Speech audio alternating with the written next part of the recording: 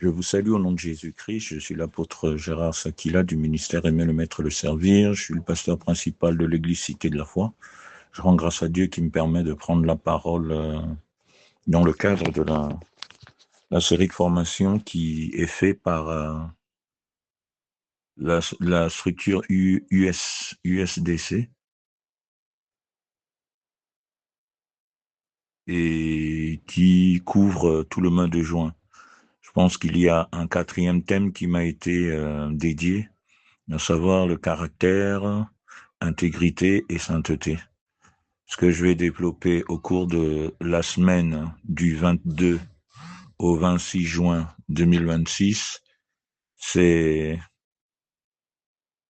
intégrité intérieure, sainteté pratique, discipline personnelle, gestion des tentations, témoignage public et cohérence de vie. Donc voilà les thèmes dont je suis censé développer. Je vais commencer par le premier, à savoir l'intégrité intérieure. Pour l'intégrité intérieure, il y a un texte qui me vient à l'esprit, c'est celui de Job. Job au chapitre 1, à partir du verset 1, je lis pour vous. Il y avait dans le pays d'Ouz un homme qui s'appelait Job, et cet homme était intègre et droit. Il craignait Dieu et se détournait du mal. Donc voilà le texte. On va utiliser un peu l'histoire de Job. Là, la Bible nous fait savoir qu'il y avait un homme qui était lié avec Dieu et qui s'appelait Job. Il était intègre et droit et il se détournait du mal.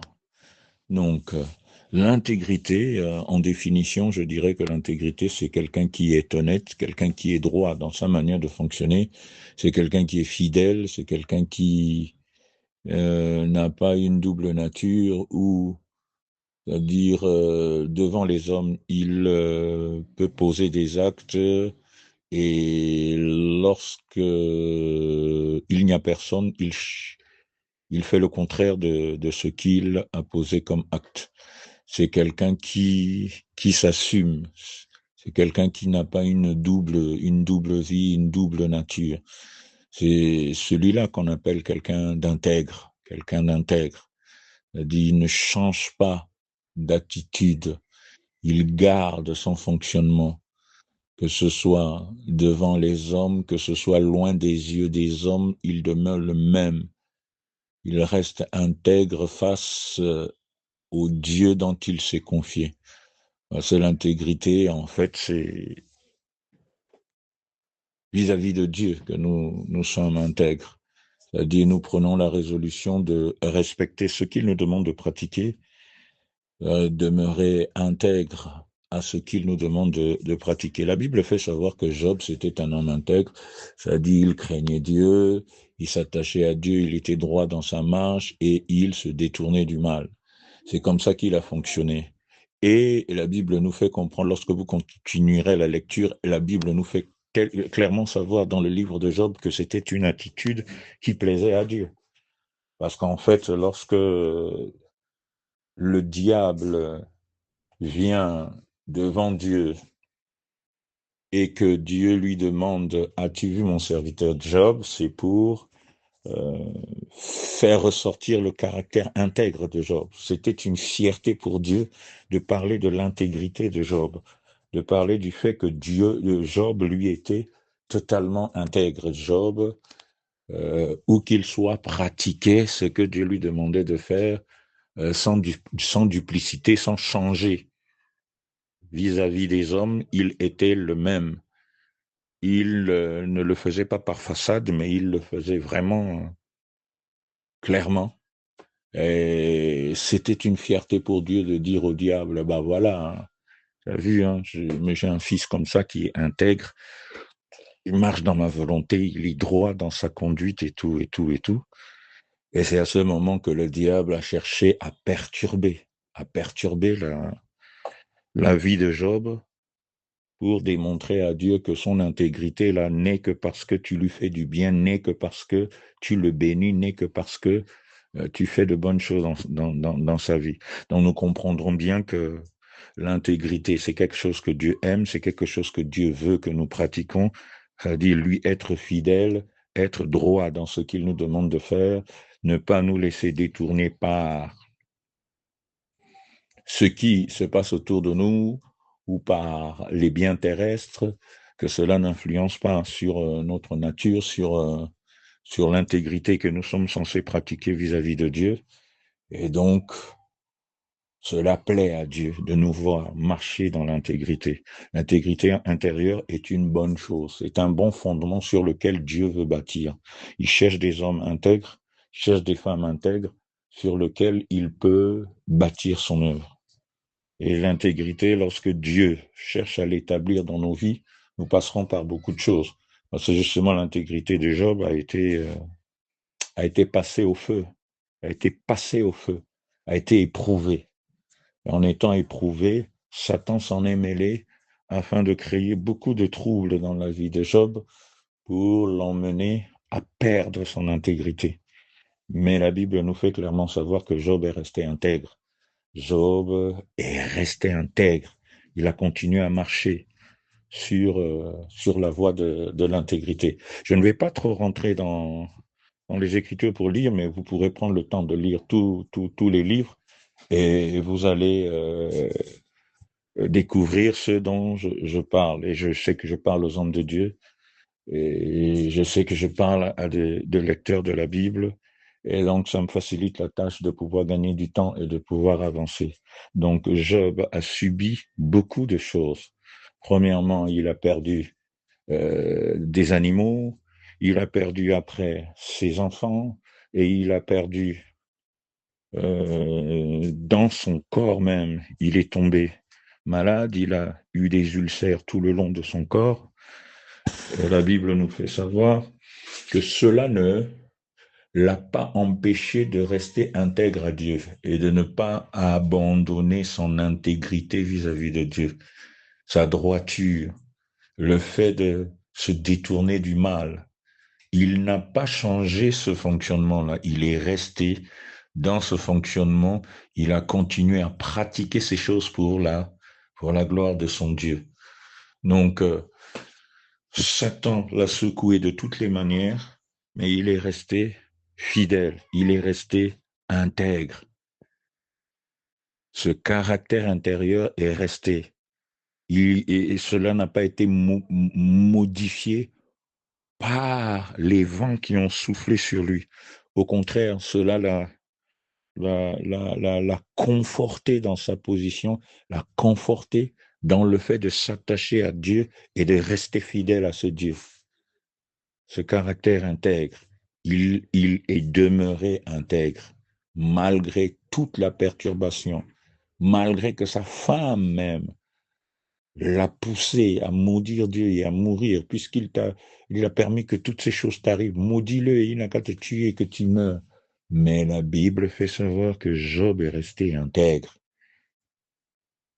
Job a dit, nul il est venu sur la terre, nul repartira. Il ne voit pas de raison pour laquelle il devrait maudire Dieu. Il a décidé de s'attacher à Dieu. Il restera attaché à son Dieu. Et il restera fidèle dans sa manière de s'attacher à son Dieu. Et c'est cela, le caractère intègre. C'est cela, le caractère intègre. Lorsque je pense à l'intégrité, je pense également à la vie de David, qui, lorsqu'il était dans la brousse, David également, lorsqu'il était dans la brousse et qu'il gardait les troupeaux de son père, c'est son père qui lui avait confié cette responsabilité. Il l'a fait en étant intègre. Il a gardé son intégrité aussi dans ce travail. Pourquoi je dis cela? Je dis cela parce que lorsqu'il était dans la brousse, il n'a pas changé d'attitude. Il n'a pas changé d'attitude. Il est resté intègre. Lorsque son père lui a dit, prends les brebis, va, prends-en soin, il l'a fait de bon cœur. Il l'a fait de tout son cœur. Son père n'était pas là pour le surveiller. Sa mère n'était pas là pour le surveiller. Ses frères et sœurs n'étaient pas là pour le surveiller. Il n'y avait pas un oncle pour le surveiller. Tous les matins, il prenait les brebis, il allait dans la brousse et les soirs, il revenait avec. Il en prenait bien soin et il était fidèle dans sa manière de prendre soin de ses brebis. C'est de l'intégrité. C'est ce caractère d'intégrité dont je parlais tout à l'heure. C'est-à-dire que ce soit aux yeux des hommes ou loin des yeux des hommes, tu restes le même dans ta manière de fonctionner. Tu as décidé de faire le bien que Dieu te demande de faire, tu le fais et tu le fais de la bonne des manières. Et d'abord, c'est le caractère qui a le plus frappé et qui a le plus plu à Dieu. C'est pourquoi Dieu dit David est l'homme selon son cœur. C'est parce que David est un homme intègre. David n'avait pas besoin des yeux des hommes pour s'occuper de la bonne des manières des brebis de son père. Et quand Dieu a vu combien il était capable de s'occuper des brebis de son père, Dieu lui a dit, moi je vais te confier mon peuple, tu vas bien t'en occuper parce que ta manière d'être intègre dans ta manière de t'occuper de ces brebis, si c'est des hommes, tu vas bien t'en occuper également. Voilà le caractère intègre qui peut motiver Dieu à confier des responsabilités. Lorsque tu développeras l'intégrité dans ta vie, cela poussera Dieu à te faire confiance et à te confier de bien grandes responsabilités. Il dit également dans sa parole, c'est-à-dire, si tu es fidèle dans les petites choses, il te confiera des grandes. Si tu es intègre dans les petites choses, il te confiera des grandes. Si tu est intègre, tu restes fidèle, tu fais de la bonne des manières, tu ne changes pas. David pouvait, pour agacer son père et lui dire, mais attends, moi je suis le Benjamin, on peut confier cette responsabilité au plus grand. Chaque fois qu'il m'enverra en brousse, ah ben, je vais laisser une bête féroce détruire ou tuer une bête, et chaque fois ça va le décourager, et comme ça on va confier la responsabilité à quelqu'un d'autre. David pouvait trouver mille et une raisons. David pouvait maltraiter les animaux. David pouvait empêcher les animaux de se nourrir de la bonne des manières. David pouvait les empêcher de boire pour qu'ils meurent. Mais David en a bien pris soin loin des yeux de son père. C'est loin de sa maison qu'il l'a fait. C'est pas chez lui, c'est loin de sa maison qu'il l'a fait. Et par la grâce de Dieu, cela s'est bien passé. Par la grâce de Dieu, Dieu a béni ces choses. Même à une période de la vie de David, lorsqu'il a dressé son CV, il a bien fait savoir que les brebis de mon père dont je prenais soin, même quand des lions et des ours venaient contre eux, je faisais affront, je les affrontais. Et lorsque David faisait ça, ce n'était même pas pour démontrer à quelqu'un, parce qu'il était dans la brousse, il n'y avait personne. Il faisait ces choses, il n'y avait personne pour être témoin, pour dire ceci, cela. C'est lui-même qui a vécu ça avec Dieu. Ce n'est pas les yeux des hommes qui l'a motivé à aller vers le lion. Ce n'est pas les yeux des hommes qui l'a motivé à aller vers l'ours pour arracher les brebis de son père. Mais c'est l'intégrité. Il était intègre. On lui a donné une responsabilité. Il devait l'assumer de la bonne des manières. Et son intérieur avait accepté la décision de bien assumer la tâche qui lui avait été confiée. Et c'est ce que Dieu attend de nous, d'être intègre intérieurement. Joseph également était un homme intègre. Nous sommes toujours dans Genèse. Joseph était aussi intègre. Lorsque il a été vendu par ses frères et il s'est retrouvé dans la maison de Potiphar, la Bible dit il a fait prospérer la maison de Potiphar. Pour faire prospérer une maison, il faut être intègre. Il faut être droit, il faut être fidèle, parce que Potiphar était auprès du Pharaon, travaillait auprès du Pharaon, il n'avait pas le temps de gérer ses propres affaires. Et sa maison, il a mis sa maison dans les mains de Joseph. Et c'est Joseph, en travaillant dans la maison de Potiphar, qui faisait prospérer la maison de Potiphar. Il était intègre. Il ne volait pas les biens de Potiphar, il ne détournait pas les biens de Potiphar, il n'a pas cherché à coucher avec la femme de Potiphar, même quand la femme a voulu le faire, il a refusé, il est resté intègre. Il n'y avait personne pour témoigner de cela. Quand la femme est partie le saisir, il n'y avait personne. Il pouvait se dire, il n'y a personne, je me laisse faire. Mais dans son élan d'intégrité, il a refusé.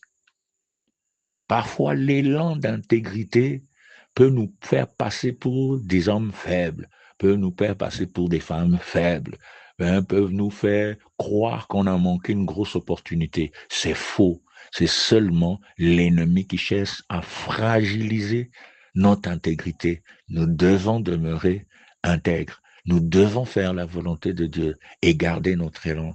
La Bible même fait savoir que quelqu'un comme Lot, lorsqu'il s'est séparé, d'Abraham et qui s'est trouvé à Sodome et Gomorrhe. C'était des gens méchants, pervers, pécheurs. Mais la Bible fait savoir ce qu'ils pratiquaient n'a pas influencé sur la vie de Lot. Lot est resté dans la droiture et dans l'intégrité qu'il a apprise dans la maison de Abraham, son oncle. Il est resté correct. Il est resté correct dans un pays où tout le monde vivait dans le désordre et la dépravation. Il est resté correct. Souvent, on veut nous faire comprendre psychologiquement que ce que tu finis par tout le temps voir va influencer sur toi et va faire ceci, cela. Mais la Bible nous fait savoir que Lot a vécu dans Sodome et Gomorrhe pendant des temps et cela n'a pas déteint sur lui, cela n'a pas modifié son fonctionnement, cela n'a pas brisé son intégrité. Il est resté intègre jusqu'à quitter, par la grâce de Dieu, ce pays. Il est important que nous puissions prendre exemple de ceux qui sont passés avant nous et de pratiquer l'intégrité de la même manière que de nous attacher à Dieu, de la même manière que j'ai une autre histoire que je voudrais vous raconter. Ça, ce n'est pas dans la Bible. On parle de l'histoire d'un village où il y avait un roi qui arrivait, sentant sa mort prochaine, cherchait un successeur pour devenir roi à sa place. Et pour chercher ce successeur, il organisait une grande compétition et au cours de cette compétition, qu'est-ce qu'il se passait? Au cours de cette compétition, lui-même le roi demandait à ce qu'on remette des graines d'arachide à chacun qui voulait devenir roi à sa place et cela devait planter un champ. Et celui qui avait le plus grand champ était celui qui allait être désigné pour devenir roi, successeur à la place de l'ancien et du vieux roi. Et tous ont été lancés, ont commencé à planter les champs, mais il y avait un jeune homme qui avait reçu ces graines et il y avait l'exigence de ne pas changer les graines. C'est les graines qui t'ont été remises que tu dois mettre en terre. Et ce jeune homme, lorsqu'il a mis ses graines de maïs en terre et il a commencé à arroser, pendant des semaines, cela n'a rien produit. Mais il a constaté que les autres qui avaient reçu les graines, leur champ commençait à pousser et à grandir, et ça commençait à le déranger au-dedans de lui. Il cherchait des solutions, vu des spécialistes, et arrosé, et ainsi de suite, mais ça ne produisait toujours pas. Finalement, sa femme, ses oncles, les tantes, les grands-parents commençaient à conseiller les amis. Non, mais change la semence. Si la graine ne produit pas, change, prends-en une autre et mets en terre. Regarde, tu es en retard sur les autres, mets en terre. Fais comme ça va produire du résultat. Hein? Change seulement la semence, ça va produire. Il dit non. Moi, je vais rester intègre. On a dit de ne pas changer la semence, donc je vais continuer avec cette semence-là. Et le temps imparti pour mettre en place ces champs étant écoulé, le roi est passé champ par champ pour vérifier. Il a vu que d'autres avaient des grands champs, grands hectares, d'autres en avaient de moins grands, et ainsi de suite. Et quand il est venu sur ce jeune homme, il a constaté que le champ n'avait rien produit du tout. Et à l'étonnement de tous, il a dit, c'est celui-là qui mérite de devenir roi à ma place. Et les gens se sont dit, mais comment se fait-il qu'il peut devenir roi à ta place? Il dit parce que les semences que nous avons données à chaque personne étaient des semences qu'on a bouillies dans l'eau chaude. On a pris les semences, on a mis dans de l'eau et on a bouilli, et c'est ces semences-là qu'on a données. Donc, ce type de semences, que l'on ne veuille ou non, ça ne pourrait jamais produire si on le mettait en terre. Et le seul qui est resté intègre, malgré que les autres ont changé la semence et ont produit des grands champs, cela n'a pas influencé sur lui, cela n'a pas influencé sur sa nature d'intégrité. Il est resté intègre, malgré que sa famille, sa femme, les gens se sont fâchés contre lui pour l'emmener à introduire du faux dans son fonctionnement. Il est resté intègre jusqu'au bout. Alors c'est celui-là qui mérite de devenir roi à ma place. Cette histoire, en fait, relate en fait les multiples combats à l'intégrité de chacun d'entre nous. La jeunesse d'aujourd'hui, lorsqu'il voit que quelqu'un produit du résultat, il ne sait pas qu'est-ce qui a causé le résultat que cette personne fait. Il est tenté de vouloir faire de la même manière que l'autre, sans savoir à quoi cette personne a touché pour produire ces résultats. Ce n'est pas parce que tu vois quelqu'un produire du résultat que cette personne est avec Dieu et Dieu est avec cette personne. Parfois, dans le parcours de notre vie, lorsque Dieu veut éprouver notre intégrité, il nous fait passer par les moments de sécheresse. Tu pourras vouloir produire du résultat, mais le résultat ne se fera pas remarquer par ceux qui sont autour de toi. Reste fidèle dans ce que tu fais. Même si les gens ne voient pas ce que tu fais, reste fidèle dans ce que tu fais. Autant marqué par Dieu, il va souffler sur ton jardin et il va faire fleurir ton jardin lorsqu'il aura éprouvé ton intégrité et qu'il verra que tu es quelqu'un de ferme. Il fera fleurir ton jardin comme il a fait refleurir le jardin de Job. Les enfants qu'il a perdus, il en a eu à nouveau. Les biens, il en a eu au double. Il s'est multiplié, multiplié, multiplié. Pourquoi? Parce qu'il est resté intègre malgré les épreuves qui ont soufflé contre lui. Il ne s'est pas laissé influencer. Aujourd'hui, la jeunesse va toucher à n'importe quoi. L'un va dire non, je suis parti voir X, il a fait ci, il a fait ça. C'est pour ça maintenant quand je prêche et que je fais ci, la puissance se manifeste et les gens sont tentés de laisser le vrai, d'abandonner la voie de l'intégrité pour aller toucher au faux.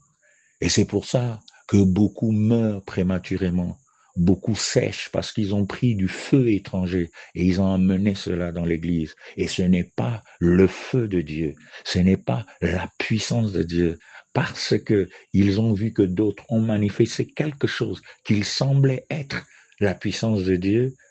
Ils ont été tentés d'aller toucher à ça parce que pour eux, ils ont vu que ça ne se manifestait pas. Rien ne se manifestait, pas de puissance. Donc il faut aller toucher à n'importe quoi. Donc il faut faire comme celui-ci ou celui-là pour produire le même résultat. Ce jeune homme est resté sans que sa semence ne produise dans son champ, mais il n'a fait aucun faux jusqu'à ce qu'il soit approuvé, malgré que son champ n'ait pas produit de semailles. Parfois, en étant intègre, même si notre semaille ne produit pas, Dieu saura que celui-ci, il est intègre et je l'approuve. Il y a des lieux où nous verrons des semailles, mais Dieu n'approuvera pas et Dieu dira, ça c'est pas de moi, ça c'est du feu étranger. Ça, ce n'est pas de moi. L'intégrité demande de rester fidèle à Dieu, de rester sous la coupe de Dieu, de ne pas s'éloigner de Dieu, de rester sous la couverture de Dieu, de laisser Dieu manifester sa grâce dans notre vie en respectant sa volonté, en étant fidèle dans ce qu'il nous demande de faire et en ne changeant pas de nature d'un lieu à un autre. Pierre et Paul, l'apôtre Pierre et l'apôtre Paul ont eu des différends et Paul a fait des reproches à Pierre parce que Pierre, lorsque il était avec eux parmi les païens, il mangeait avec les païens, mais lorsque les anciens de Jérusalem ont débarqué, Paul ne voulait plus manger avec les païens. Pierre ne voulait plus manger avec les païens. Alors l'apôtre Paul a dû lui faire les reproches. Lui dire, c'est pas une bonne attitude. Ce n'est pas un fonctionnement intègre que tu as. Tu as une double nature. Quand les autres n'étaient pas là, tu mangeais bien avec nous. Maintenant qu'ils sont là, tu dis, toi, tu manges pas avec les gentils, tu manges pas avec les païens. C'est hypocrite, un tel fonctionnement. C'est contraire à l'intégrité. L'intégrité veut que si tu es avec nous, même si les saints arrivent, tu restes avec nous parce que tu étais déjà avec nous. Il y a dans l'Église, parmi les hommes de Dieu, beaucoup de gens qui manquent d'intégrité ainsi. Quand ils sont au milieu des hommes de Dieu, ils ont une autre attitude.